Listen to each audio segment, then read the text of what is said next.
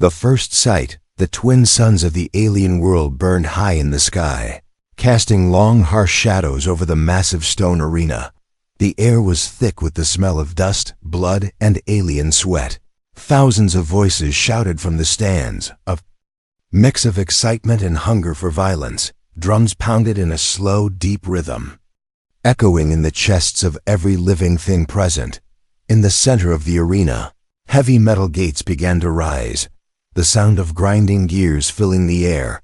Chains rattled, loud and sharp, carrying the weight of something heavy and alive. From the darkness behind the gates, she stepped into the light.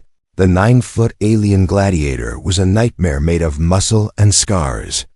Her skin was a strange shade between bronze and steel, smooth yet marked with deep battle wounds. Her eyes glowed faintly, like molten gold trapped under glass. Her jaw was set, sharp teeth glinting under the sun as she breathed heavily around. Her neck, wrists, and ankles, thick chains clinked and scraped against the ground. The crowd roared her name, a sound like thunder in a storm. She was feared by all, loved only by those who bet on her victories, and she was called many things. Beast, monster, destroyer. But never, not once, had anyone called her free. The guards pushed her forward, but they did so carefully, keeping their spears and shock pikes aimed at her back. Even they knew that if she wanted, she could take one wrong step and crush them under her bare feet. Yet the chains kept her in place like a wild animal barely contained, and then the other gate opened. From the shadows on the opposite side stepped a man, a human. He was not tall, not armored, not covered in strange alien tattoos like other fighters. He wore simple clothes, dust-colored trousers, a plain tunic, and a belt with no weapon hanging from it. His hands were bare, his face calm, his eyes steady. The crowd laughed instantly. They thought this was a joke, a human in the arena with her. They had seen her tear apart warriors twice her size. They had seen her crush bone with her bare hands, and now they expected to see this small human's blood paint the sand in seconds. But the human didn't move like prey. He walked slowly, each step measured. His gaze never left her eyes, and she noticed the Gladiator, for all her rage, tilted her head just slightly, studying him. No fear, no trembling, no desperate glance toward the gates, only calm. It was strange. She was used to screams and frantic attacks, to the stink of terror. But this one gave her nothing, and it made her pause, even if only for a heartbeat. The drums stopped. The silence felt heavier than the chains on her wrists. The alien overlords watching from the royal balcony leaned forward in their seats.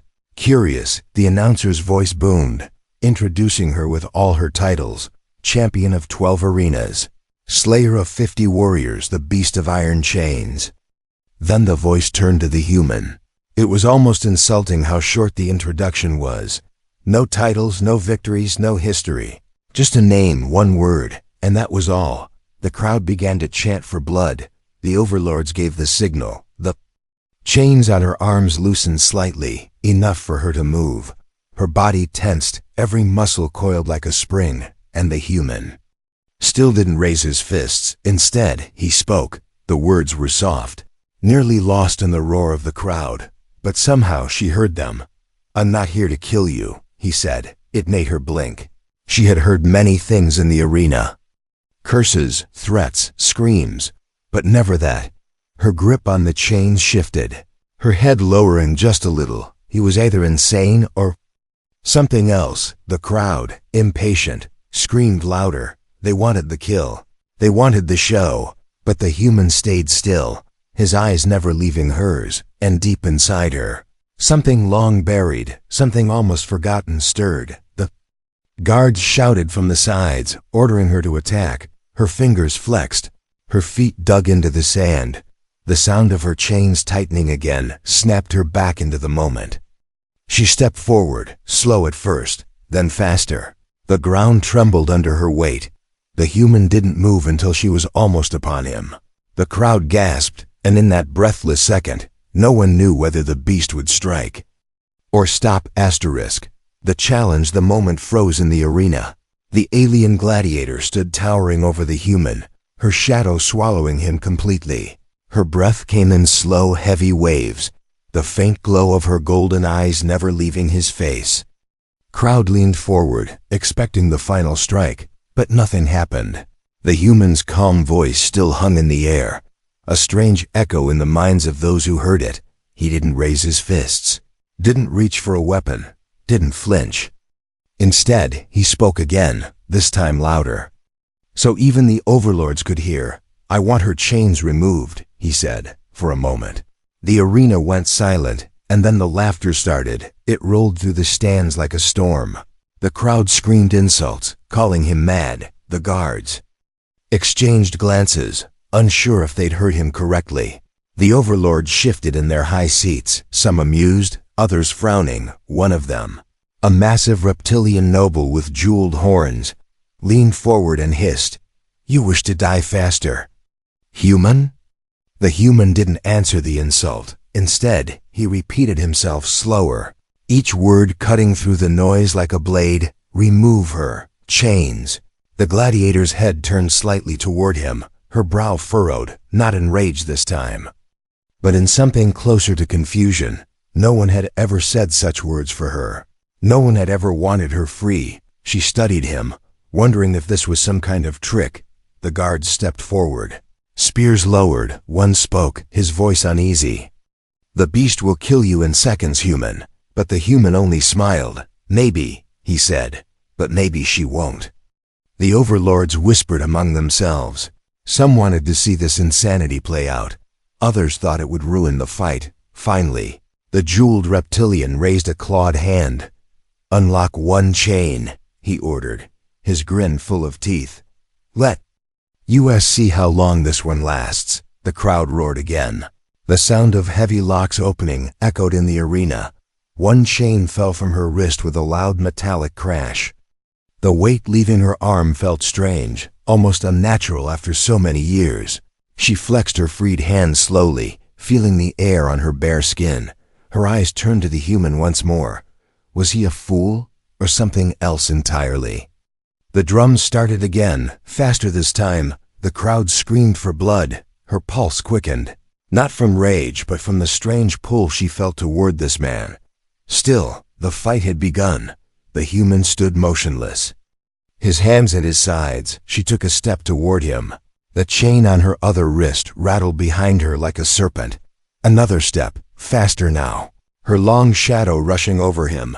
The ground trembled, and then she ran. The sand burst under her feet.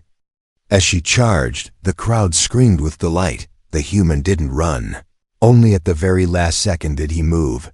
He sidestepped smoothly, faster than she expected. In one fluid motion, he grabbed the loose chain trailing from her arm. He pulled, not to hurt her, but to stop her momentum. She stumbled but didn't fall, her strength meeting his in a strange balance. She turned her head sharply, expecting his eyes to be full of fear. But they weren't. They were steady, calm, and certain. And then he spoke again, low enough only for her to hear. "You're not a beast," he said. "You've just been caged too long." Something inside her shifted. It wasn't mercy, and it wasn't weakness. It was awareness, the kind she hadn't felt in years.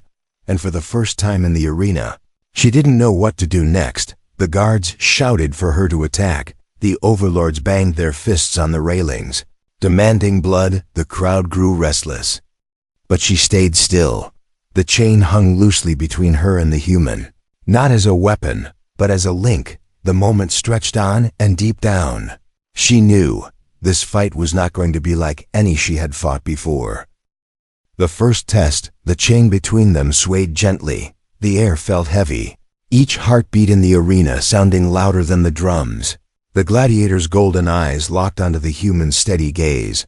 The crowd was restless, their hunger for violence gnawing at the edges of the moment. And then, without warning, she moved. It was not the wild, uncontrolled charge the crowd expected. It was precise, measured, her massive frame cutting through the sand like a blade. The human shifted, his feet, his posture relaxed yet ready.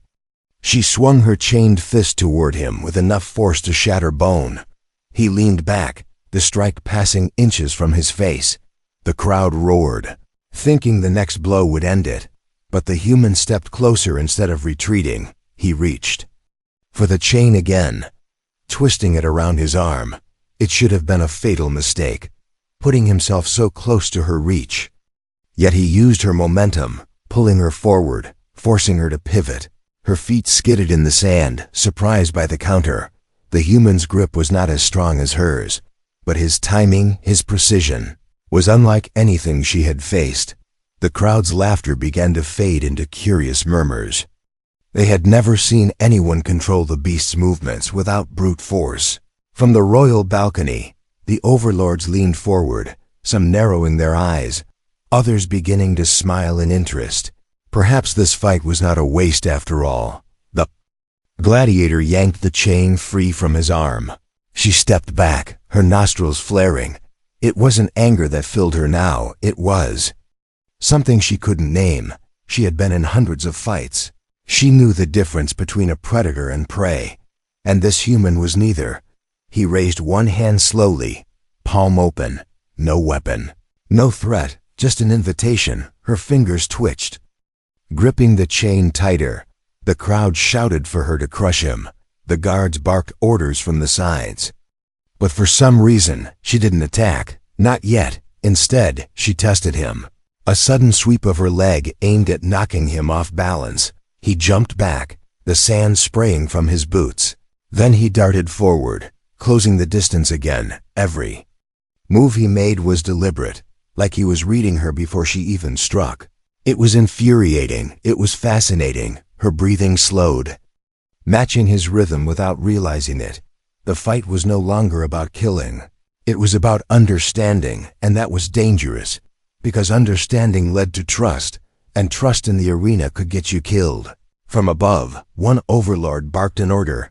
End it. He shouted. The gladiator's head snapped toward the sound.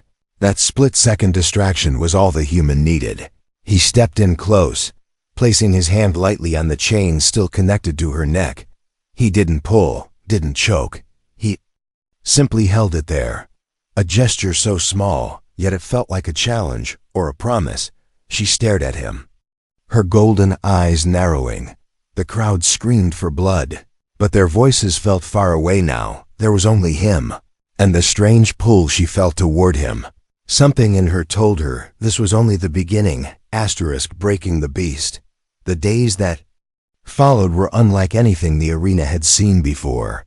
The human and the gladiator were forced into match after match, sometimes against other fighters, sometimes against alien beasts from distant worlds. But each time, something strange happened. They didn't fight like enemies. The human never attacked her with killing intent. Instead, he tested her. He made her move in ways she wasn't used to, dodging instead of charging, waiting instead of striking. Her strength had always been her weapon, but now she was learning control. At first, she resisted. She would roar in frustration when he stepped out of reach, her chains rattling as she tried to crush him with a single blow. But he always slipped away, never mocking her, never taunting, just watching, as if he was waiting for her to understand something. The crowd began to notice the change. She no longer threw herself into every fight like a wild animal. Her movements were sharper, cleaner. She used less energy but caused more damage. She began to predict her opponent's moves, something she had never done before. The cheers grew louder, but in the royal balcony, not everyone was pleased. The overlords gathered in hushed voices. "She is becoming more dangerous," one hissed. "Not because of strength, but because she's learning," another replied. And they all knew who was teaching her. The small, calm human, the one they had brought here as a joke, the one who had refused to die in the holding cells between matches. She began to speak to him, at first only short questions. "Why do you do this?" she asked one night. He was sitting cross-legged on the cold floor, looking at her without fear. "Because chains don't just hold the body," he said. "They hold the mind." She didn't understand all his words, but something in them stayed with her. The next fight, she tried what he had shown her, a feint, a quick sidestep. A strike to the opponent's weak point. The alien warrior fell in seconds. The crowd roared. But her eyes searched only for him, and when he gave the smallest nod, she felt something she hadn't in years: pride. Her nights stopped being filled only with rage. Now there was thought, memory, a life before the arena, though it was faint. She couldn't remember faces, but she remembered a time when she wasn't a beast. And it terrified her, because it made her want freedom again. One night, as the guards chained them both after a match, she leaned closer so only he could hear. "My name is not Beast," she said quietly. He didn't flinch. "Then tell me your real name," he replied. She hesitated, then spoke a word she hadn't spoken in years, a name that once belonged to someone who was more than a weapon, and the way he said it back to her, it made her chains feel lighter. The overlords were not blind. They saw the bond forming, and they began to plan. For them, this could end only one way: in blood. Either she would kill the human, or they would both be destroyed. But neither of them knew yet that the greatest fight was still to come.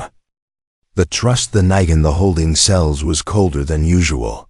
The torches along the walls burned low, their light flickering against the damp stone. The air carried the smell of metal, sweat, and the faint tang of old blood. The gladiator sat, with her back against the wall, her knees drawn up, her chains coiled loosely around her. Across from her, the human sat cross-legged, his eyes closed, breathing slow and steady.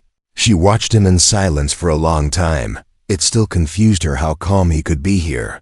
Most fighters spent their nights pacing, sharpening blades, or whispering prayers they didn't believe, but he simply sat, as if he was somewhere else entirely. Finally, she spoke, her voice low and rough. "Why do you help me?" His eyes opened, and he studied her for a moment. "Because I've seen too many people treated like you," he said, "chained, used, and thrown away." The words landed heavier than she expected. She had never thought about her life in those exact terms, but he had just described it perfectly. She tilted her head, unsure if she should feel anger or gratitude. "You don't know me," she said. "I don't have to," he replied. "Chains don't care who you are." She stared at him for a moment longer. Then, to her own surprise, a sound left her throat. A deep, rumbling laugh, the first she had made in years. It startled the guards outside the cell. They glanced in nervously. A laughing beast was somehow more unsettling than a roaring one. She smirked at their reaction. For a moment, she forgot the weight of her chains. She forgot the audience, the fights, the blood. For a moment, she was just alive. She leaned forward slightly, her golden eyes locked on his. "My name," she said, "is not Beast." He didn't interrupt, didn't rush her. She gave him her real name, the one she had buried deep under rage and survival. When he repeated it softly, she felt an ache in her chest. It was as if he had pulled a part of her out of the darkness and set it free. From that night on, their fights were different. They no longer needed words, a glance, a shift of weight, a faint movement of the chain, and they knew what the other would do. They moved together in perfect rhythm. It was no longer teacher and student. It was two warriors fighting as one. The crowd loved it. But in the royal balcony, the overlords were restless. "This bond is dangerous," one snarled. "If they fight together, no one will beat them," another hissed. The jeweled reptilian overlord leaned forward. "Then we make them fight each other," he said with a cruel smile. The plan was already forming. The next match would not be against beasts or warriors. It would be against each other. The overlords wanted to see if their trust could survive the taste of blood. But in the holding cell, neither of them knew yet that their greatest test was only hours away. Asterisk, the great escape. The arena gates opened to a crowd louder than they had ever heard before. The air pulsed with excitement, every voice shouting for blood. Banners of alien silk waved high in the stands, carrying the names of the gladiator and the human. But this time, there was no third opponent. No beasts, no rival champions, only the two of them. The human stepped out from his gate, scanning the arena carefully. Across from him, The Gladiator emerged, her chains dragging in the sand. The announcer's voice boomed over the crowd. "Today, champion meets champion," he roared. "Only one will leave alive." The words hit her like a hammer. For a moment, she thought she had misheard. But the look in the human's eyes told her she hadn't. The overlords had set them up. This wasn't a match. It was an execution disguised as entertainment. The crowd screamed for them to fight. The drums thundered. From the royal balcony, the jeweled reptilian overlord smiled down at them. He wanted to see their bond break. He wanted to see trust shatter. Into survival, the human took a step forward, his hands loose at his sides. She tightened her grip on her chains. They circled slowly, their eyes locked, to the crowd. It looked like they were hunting each other, but in the space between their stares, another conversation was happening. One without words, her chains rattled once. His head tilted slightly. It was enough. The signal was set. She swung at him, a massive blow that sent dust flying. He dodged, rolling away and kicking sand into the eyes of the nearest guard. The crowd thought the fight had begun. They roared even louder, but the real battle was only starting. In perfect rhythm, they turned their attacks toward the guards along the arena walls. She yanked a spear from one and hurled it like a bolt of lightning into the gate controls. The gears screeched, the heavy doors shifting open. The human sprinted toward the opening, cutting down the closest guard with the man's own shock pike. She followed, smashing through the line of defenders. Like a storm breaking a wall, the overlord shouted orders from above. Crossbow bolts and plasma shots rained down from the stands. She raised a broken shield to block the blasts while the human cleared the path. Sand turned to chaos under their feet. The crowd's cheers had turned to screams. The air was thick with smoke and dust. They burst through the gate together.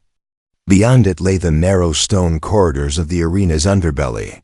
The human led the way, weaving through the maze with the speed of someone who had been memorizing it for days. Behind them, heavy boots pounded as guards gave chase. She turned, swinging her chain to bring the ceiling down on their pursuers. The crash echoed like thunder, cutting off the sound of pursuit. They reached the outer gates, but ahead stood a line of heavily armed soldiers. The human's breath was steady. "Follow my lead," he said, and without hesitation, she stepped forward beside him. When the soldiers charged, they met them head-on. Every strike she made was crushing. Every move he made was precise. In less than a minute, the path was clear. They ran into the burning sunlight, the desert beyond the arena, stretching wide and endless before them. For the first time in years, the chains on her arms felt like nothing. For the first time, she was running toward something instead of away from it. The human was at her side, and together, they disappeared into the horizon, but far behind them, in the shadows of the arena, the overlord's fury was rising, and the hunt had only just begun. The legend the desert stretched for endless miles. The suns blazed above, turning the sand into waves of heat. The human and the gladiator moved through it like shadows that refused to vanish. Days passed without rest.